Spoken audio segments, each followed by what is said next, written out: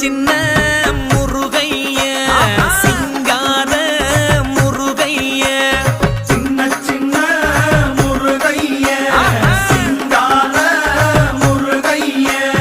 கொஞ்சி கொஞ்சி தமிழ் பேசும் செந்தில் வடிவேலனவ கொஞ்சி கொஞ்சி தமிழ் பேசும் செந்தில் வடிவேலனவ சின்ன சின்ன